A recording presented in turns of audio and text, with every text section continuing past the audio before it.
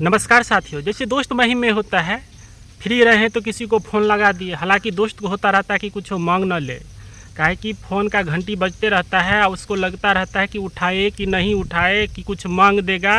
और बहुत सारा प्रश्न के बाद उसको दोस्त मात्र पूछता है, जब भाई हाल समाचार बताओ, बहुत दिन हो गया था तो हाल समाचार पूछ लिए। वही काम किए हैं मोदी जी। मोदी जी हैं देश के प्रधानमंत्री। हालांकि भारत के कुछ लोग ये बात मानने के लिए नहीं तैयार हैं कि ईवीएम से जो चुनाव होता है उससे जिसका जीत होगा उसको हम प्रधानमंत्री मानवे नहीं करेंगे। तो प्रधानमंत्री मानेंगे किसको? जो ईवीएम से हार गए हैं। तो जो हारे हुए लोग रहते हैं, हमारे जैसे राहुल बाबा हो गए, उनको प्रधानमंत्री मान रहा है। तो अभी विश्व के लिए तो प्रधानमंत्री नरेंद्र मोदी हैं, ये हैं। चाहे भारत के लिए हो ना हो, तो नरेंद्र मोदी जी पुतिन साहब को, राष्ट्रपति जो है रूस के, उसको फ़ोन लगाए, जो क्या हाल समाचार है? तो बोला ठीक है। और 2 साल से पुतिन का यूक्रेन का, रूस का यूक्रेन का युद्ध चल रहा है। यूक्रेन का दुश्मन जो है सो रूस है, रूस का दुश्मन यूक्रेन है। और 2 साल से चल रहा है, उसका कोनो कंक्लूजन नहीं निकल रहा है। रोज़ बम गोलाबारी जो है सो यूक्रेन झेल रहा है, काहे कि रूस तो बहुत पावरफुल है। इसमें मोदी जी बात किए राष्ट्रपति पुतिन से कि क्या तुम लोग मतलब साल भर लड़ते ही रहोगे? 2 साल से लड़ाई चालू है, अभी तक तुम लोग का लड़ाई शांत नहीं हुआ है। तो 2 साल जब युद्ध लड़ लिया है, तब पुतिन के दिमाग में ठनका है कि मोदी जी जब भी हमसे बात करते हैं, दोनों का आपसी संबंध है ना जी, रूस का भारत का बहुत पुराना पहले ही से संबंध है।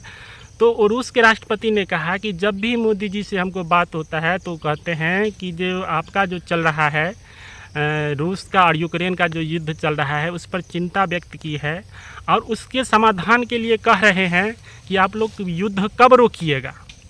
तो ये बात उसको बहुत खुशी लगा और उसके लिए जो है सो मैसेज दे करके उन्होंने प्रधानमंत्री नरेंद्र मोदी का आभार व्यक्त किया है कि आपसे जब भी बात होता है तो आप शांति की बात करते हैं। ये चीज़ जो है सो पूरे भारत में बहुत लोगों को मिर्ची लगने वाला है। एगो बहुत पहले वायरल हुआ था, जो मोदी जी वार रुकवा दिए हैं या पापा वार रुकवा दिए, ऐसा ऐड बना था, तो उसका बहुत मजाक उड़ा था। हालांकि मोदी जी यूक्रेन जाते हैं तो रूस कहता है कि जब तक मोदी जी है तब तक बम गोला नहीं बरसेगा। ये सब भी हम लोग देखे हैं।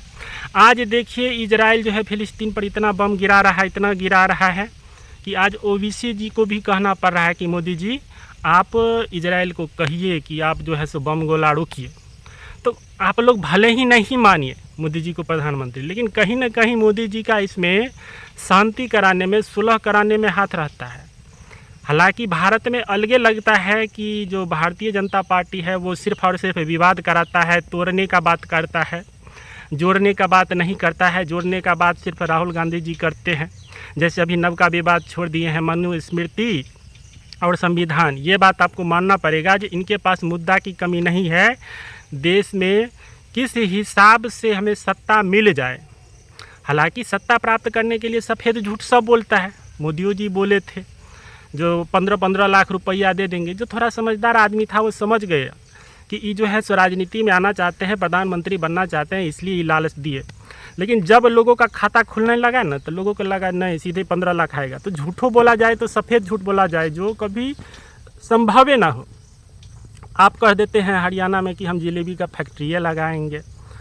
अब जब हार गए हैं तो अब हरियाणा से वो मुद्दा उठ के अब महाराष्ट्र में या झारखंड में वही फैक्ट्री लगाने की बात कर रहे हैं।